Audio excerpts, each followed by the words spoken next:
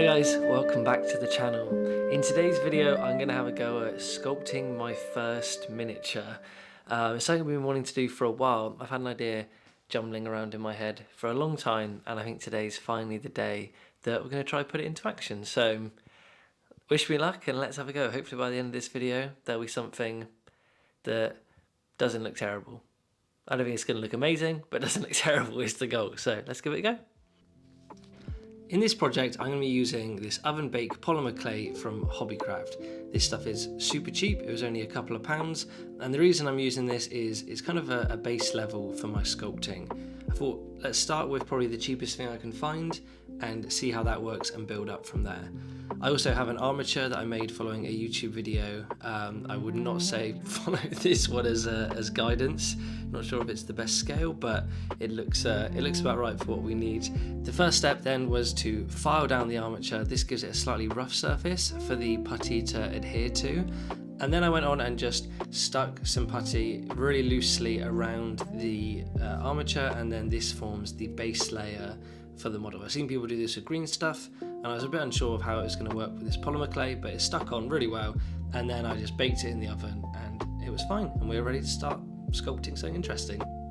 So before we go any further, I thought I'd quickly touch on the inspiration for this model, and most of it can be stemmed back to these images of these headless men from medieval times. In my head I like to imagine that these were normal humans and by some misfortune have been turned into these headless but not faceless creatures.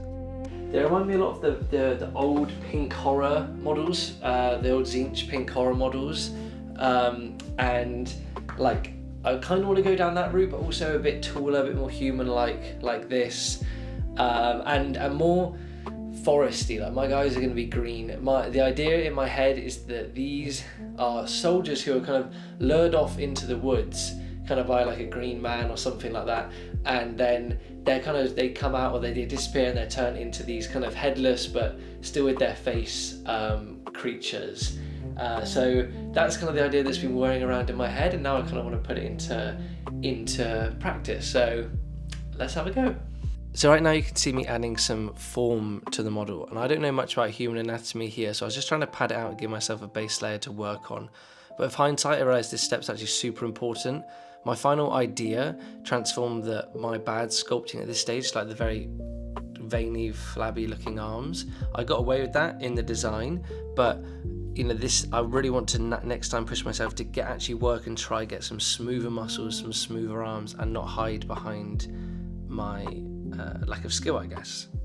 His left arm is looking pretty quite spindly and different to his right arm. His hips are a bit wonky, and his right leg looks like his foot is stuck on the end. But I think we're getting somewhere. Let's put him in the oven, get that nice base reset again, and then we'll try and do some details after. I think the details is where it will all come to life, I'm hoping. Not too sure. So this next step for me was really the turning point, and I think it probably is in most sculpting projects where you go from that armature to start adding details and your idea starts coming alive.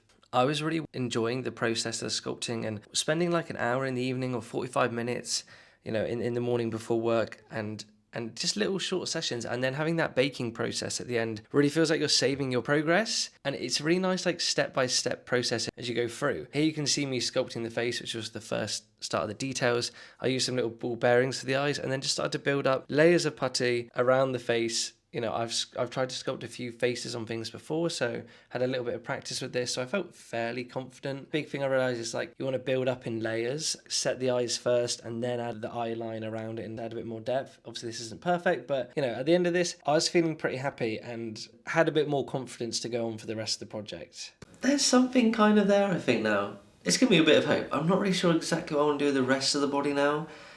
It feels like it needs something in the torso area or something, like a cloth or something. But that's all for tonight. I'm going to go chuck this fella back in the oven, and then I'll see you in the morning before work. Normally I can squeeze like an hour in of hobbing before I go to work in the morning. And yeah, hopefully some ideas of what to do with him comes to me in the night. I have no idea what I'm going to put in his hands and what to sculpt. Maybe we'll figure that out in the morning. See you then. I started this project with an idea. and I thought an idea was enough for me to go through and build a miniature. Ideas are great, but what I failed to have in this instance was a concept. I didn't try out my idea or test it before putting it into practice.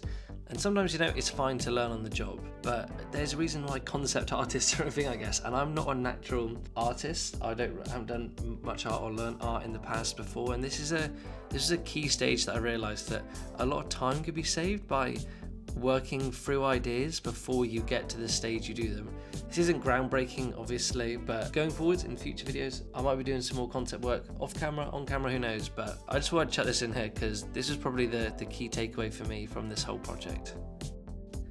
So now towards the end of the project, you're going to see two more stages. The bark around the edge of the model, which despite not having a concept, I think was the thing that saved the project really, and that was quite lucky that it worked so well. And then you're going to see where I struggle more with what to put in the model's hands. But right now you can see me working on the bark, and here I was adding small layers of putty, in separate chunks to kind of create this separated bark effect. I was smoothing them out and then using the side of my sculpting tool to press back against the edges to get these sharp edges. I saw this on a Kim's Talisman video, who I highly recommend checking out his channel if you haven't. He was a great inspiration for this project. I then took my thinner, pointier sculpting tool and started carving in these kind of like woodish textures and small marks like this, and I was really happy of how this looked. This really was, the turning point in the project where I was like, oh wow, this looks like something I would be proud of making. And so I carried this on over the whole body, building up this kind of wooden sarcophagus, this wooden frame around, the body inside. My bad, almost like anatomy sculpting, is now more this like twisted body. So that's good. I think it's like using the mistakes well, and yeah, it's actually kind of starting to look like something now. And now as the project was coming to a close, a lot of the end of this project was real guesswork. This is where my idea wasn't fleshed out enough, and I was just throwing things at the model and hoping. I tried to make a club to go in his hand 2 or 3 times, and they were just too big, and it just did not fit the model at all. It didn't work. So a lot of time was wasted doing that. I then sculpted a shield, which was fine, and I'm happy with. I wanted to do kind of one of those old hammery shields. It's not the best. I think, again, I was running out of steam towards the end of the project and needed a bit more direction on where I was going to help me get through. And I was just kind of trying out ideas which didn't always work as well as I'd hoped. Some things that did go well is I added some smaller details like the little brambly thorns coming out of him and these vines around him and some little like orbs that I painted like amber or like fossilized kind of ambery dew on him as well. I think when you start something new, it's knowing when to stop and finish that first attempt and carry on and then try again, because then you apply that learning into something else. A fundamental issue is down to concepting at the start. I should have worked on his pose more, or maybe figured out what I was going to put in his hand, because I can't really see this like limp hand that he has. There's no bend in it, and it doesn't really look like it would be holding anything. Anyway, wasn't the finish I was hoping to the week, but still got a much better model than I thought I was going to have. So I'm going to have to break this now for a few days, but I think hopefully that separation will be good. And then I'll come back once I've figured out next week what to do with him. And yeah, so see you in a few days. So after a few days away from the model, I came back to finish him, and definitely the separation for a week when I was away gave me a bit more perspective, made me feel a bit more positive about the whole thing. And I finished him up with a simple hand that I wanted to do like an old dryad model and make it kind of a leaf shape, which, I don't think it's the perfect idea, but it was a fine solution and I got the model done. And I think you can see in this next video that I recorded the real difference in my mood about the whole project, about having it finished. So sometimes maybe you just need to take a step away from what you're working on to get perspective on, on how well you've done or how happy you are with something. Okay guys, so it's been about a week since my last recording, and finally the model is done. Didn't have really any time to do it over the weekend as I was away, but I did sit down for a quick little session on him yesterday morning and finished off his hand. It looked like a leaf, but I didn't really intend it to. It kind of works. I wanted to go more dryady claw and stuff, but to be honest, I was kind of feeling that I was just at the end of this project, and the hand I was like struggling with. It was a bit too complex almost, and at this far into the project I was just looking forward to getting him done and getting some paint on him. But yeah, to be honest, I am chuffed. I'm really happy with him. I really want to get him primed now and get some colour on him, because I think then that's going to take me away from like this putty and like, I've sculpted it look, and it's going to feel like a miniature. So yeah, I'm going to paint this guy up, and I'm just going to enjoy the painting off camera, and just, you know, spend some time, you know, with some music on, or a show on, and just relax and paint him, and then I'm going to show you guys the finished results. So yeah, there we now.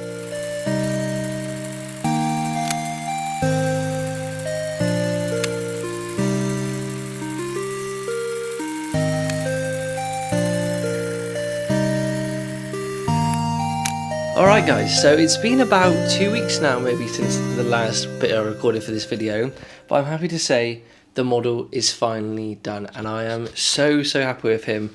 Honestly, the painting has really leveled him up. I tried to be super careful when I was painting to kind of enhance the sculpting that I'd done, painting in maybe some details that weren't as prominent as I'd hoped for, but honestly, I'm really happy with the paint job. I went for a much more old hammer style approach. I thought it would just suit this older style of painting more, and it's something I'm trying to incorporate more in my painting, is more edge highlights, not like complete heavy metal edge highlights, but defining the details that are there and making sure they're visible from a distance. So I ended up going for the green skin inside like a wooded structure, like the man or the knight who was once this creature once was, is now trapped and stuck within this bark, this tree bark, and has now been turned into this kind of monster or this nowhere man. But overall, honestly, holding this model, and I took some photos last night which I've probably been flashing up on screen, I think this is the first time in this hobby where I've made something and I really felt good about it. Like, this is a step in the right direction to the quality of work I want to be producing, and this feels good. It feels good to have them like this, and I love the sculpting process, and it's something I really want to keep doing. It was a long process, but you know, for one miniature at the end, but I think having something truly unique that is yours is just so worth it. So yeah, thanks so much for watching guys. I really hope you've enjoyed the video. Sorry I couldn't show you the painting, but I just wanted to relax and enjoy painting him. Hope you enjoyed the photos and videos I've got of him. And yeah, see you in the next one. Thanks for watching. Bye.